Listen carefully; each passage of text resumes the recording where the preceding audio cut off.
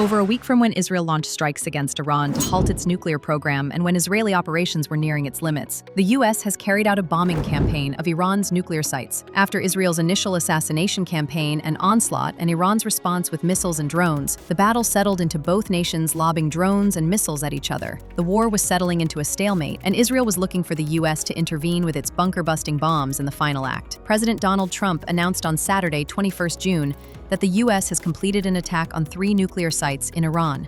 Tonight, I can report to the world that the strikes were a spectacular military success.